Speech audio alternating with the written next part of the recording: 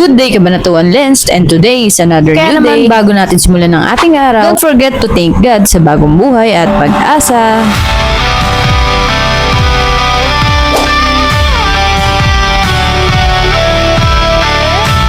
Ayan, ready na tayo at open na po tayo dito sa Kalaka Garage Motor Shop. Next naman ay magluluto tayo. Inuna ko nga muna itong pagsasaing, nilagyan ko na rin ng tubig. Hinugasan ng mabuti, syempre. Nag-ready na nga rin pala ako ng okra. Tapos nga hinugasan ko itong mabuti para malinis. Tapos nga sinabay ko na sa kanin dahil paborito ko nga ito. Matapos ang ilang minuto ay luto na nga ito.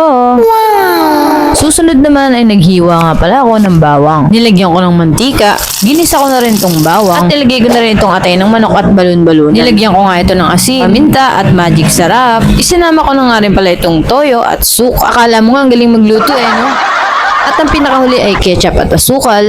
Teka lang, magtitindirora nga po pala muna tayo for today. Habang inaantay ko nga itong aking niluluto. At hindi pa nga natatapos ay nagbayad na nga sila, mukhang excited na nga silang umalis. Pero teka muna, huwag kayong magmadali dahil mukhang malambot nga ang inyong gulong kaya nagpahangin na rin sila. At kung saan man po kayo pupunta, iingat po kayo. Dahan lang sa pagmamaneho dahil makakarating din po kayo. Tapos na nga rin pala ang aking niluluto. And please don't forget to follow Kabanatuan Lens.